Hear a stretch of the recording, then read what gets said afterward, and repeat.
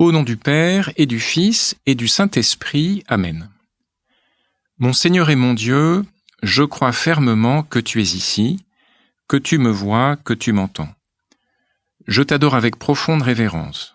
Je te demande le pardon de mes péchés et la grâce de faire avec profit ce moment de prière. Ma Mère Immaculée, Saint Joseph, mon Père et Seigneur, mon ange gardien, intercédez pour moi. Alors, cette petite prière d'introduction est là pour nous aider à nous mettre en présence de Dieu dès les premières secondes de ces 10 minutes. Elle a été composée par Saint José Maria. On y demande de l'aide à Marie, à Joseph et, à la fin, à notre ange gardien. Ma Mère Immaculée, Saint Joseph, mon Père et Seigneur, mon ange gardien, intercédez pour moi. Eh bien, aujourd'hui, on peut être sûr que notre ange gardien va nous aider encore plus que d'habitude, parce qu'aujourd'hui, c'est sa fête. L'Église fête aujourd'hui les saints anges gardiens. Par exemple, dans la messe d'aujourd'hui, il y a la prière suivante. « Seigneur, dans ta mystérieuse providence, tu envoies les anges pour nous garder, daigne répondre à nos prières, en nous assurant le bienfait de leur protection et la joie de vivre en leur compagnie pour toujours. » Leur protection et la joie. Et oui, comme tu le sais peut-être, qu'on soit baptisé ou non, on a tous un ange qui nous est attribué par Dieu et qui veille sur nous jusqu'à notre mort. C'est l'ange gardien. Ce n'est pas une doctrine un peu fantaisiste, disait le pape François, c'est la réalité. Et il ajoutait, chacun a à ses côtés un ange qui le conduit, tel un compagnon de voyage. Alors, c'est toi-même, Seigneur, qui proclame l'existence des anges gardiens. C'est dans le passage de l'évangile de la messe d'aujourd'hui. Les disciples te demandent qui est le plus grand dans le ciel et en réponse, tu places devant eux un enfant et tu leur dis « Celui qui se fera petit comme cet enfant, celui-là est le plus grand dans le royaume des cieux.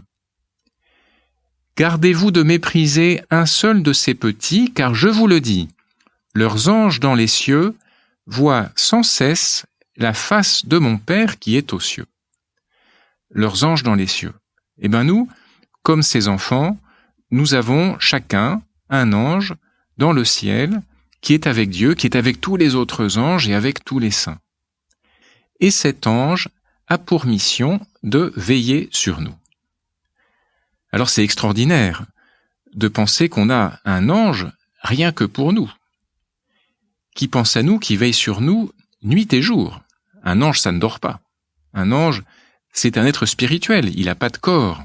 C'est donc très difficile de l'imaginer.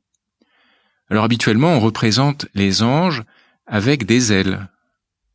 Il y a beaucoup de tableaux où on voit un ange gardien qui conduit un petit enfant par la main, qui lui fait traverser un torrent, ou qui le conduit dans une forêt obscure. Il y a des tableaux comme ça au Louvre. Tu connais aussi peut-être ce film merveilleux de Frank Capra, « La vie est belle ». Alors c'est vrai que c'est un film un peu ancien, il est de 1946, mais c'est un film extraordinaire. Le personnage principal est sauvé du désespoir par son vieil ange gardien. Un personnage absolument délicieux et plein de finesse. Alors, c'est un grand classique ce film, c'est un film de Noël à voir absolument si tu ne le connais pas. Et puis surtout, c'est un film qui nous rend très sympathique notre propre ange gardien. Et puis sinon, il y a aussi les albums de Tintin, où on voit plusieurs fois l'ange gardien du capitaine Haddock, qui l'aide à résister devant une bouteille de whisky, alors qu'un petit diablotin le pousse à boire. Hergé dessine le petit ange avec les traits du capitaine. On a un petit ange barbu avec des ailes. Il dessine aussi d'ailleurs le petit diable, aussi avec les traits du capitaine. C'est comme une sorte de petit anti-ange gardien. Dans Coq en stock, je crois, la scène se passe en mer, dans un paquebot. Le capitaine est dans sa couchette. Il regarde du coin de l'œil une bouteille de whisky. Et celle-ci, sous l'effet du roulis, elle finit par tomber par terre et se casser. au grand désespoir du capitaine, et puis on voit la joie de l'ange gardien. Et même dans Tintin au Tibet, on a l'ange gardien de Milou. On a un petit chien avec des ailes, un ange gardien qui l'aide à renoncer à un gros os pour continuer sa mission. Alors tout ça est un peu fantaisiste, mais ça illustre bien le rôle de notre ange gardien, qui nous guide et qui nous aide à vaincre dans les difficultés. Le catéchisme de l'Église catholique cite un grand saint du IVe siècle, saint Basile. Chaque fidèle a à ses côtés un ange comme protecteur et pasteur pour le conduire à la vie. Alors la vie ici, évidemment, c'est la vie éternelle, c'est le ciel. Le rôle de l'ange gardien, c'est fondamentalement de nous aider à être saints. Il nous guide sur le chemin du ciel. L'Église a choisi comme première lecture pour la messe de la fête d'aujourd'hui un très beau passage du livre de l'Exode. Dieu dit à Moïse, « Je vais envoyer un ange devant toi pour te garder en chemin et te faire parvenir au lieu que je t'ai préparé. Respecte sa présence, écoute sa voix. » Et un peu plus loin, « Mon ange marchera devant toi. » Voilà une très belle description du rôle de l'ange gardien. Il marche devant nous, il ouvre la route et il nous conduit vers le lieu que tu nous as préparé, Seigneur. Ça, c'est notre place au ciel. Et sur cette route, il nous garde et nous protège.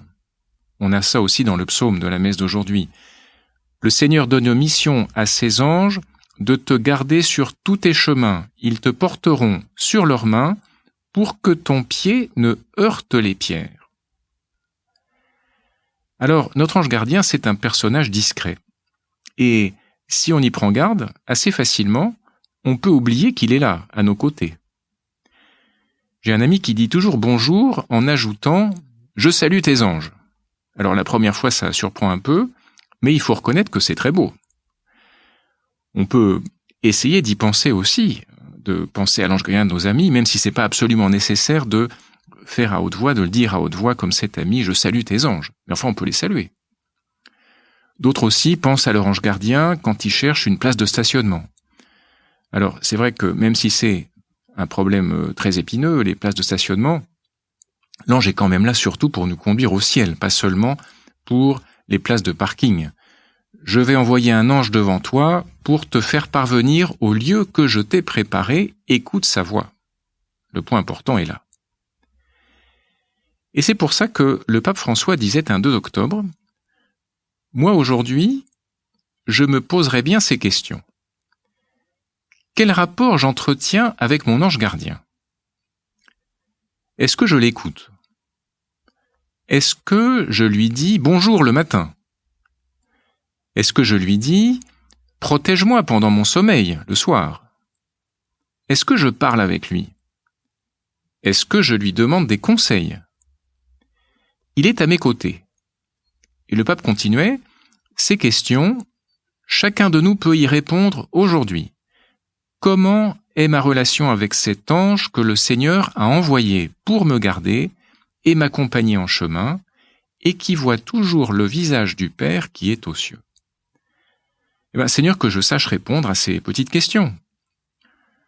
Saint Thomas d'Aquin fait remarquer que quand nous serons arrivés au ciel, si nous sommes fidèles à notre baptême, alors nous n'aurons plus besoin de notre ange parce que nous serons arrivés à bon port. On pourra enfin le voir face à face, discuter avec lui.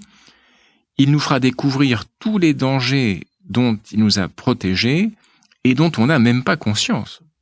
Très certainement, la plupart d'entre eux nous ont complètement échappé, mais notre ange était là et il veillait au grain.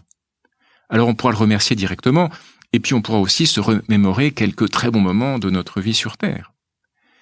En tout cas, pour l'instant, on est encore en chemin et il ne nous quitte pas des yeux. Alors nous pouvons conclure ces 10 minutes en nous tournant vers la Vierge Marie. Elle est la Reine du ciel, elle est la Reine des anges et elle aussi, elle nous suit pas à pas dans notre chemin vers le ciel.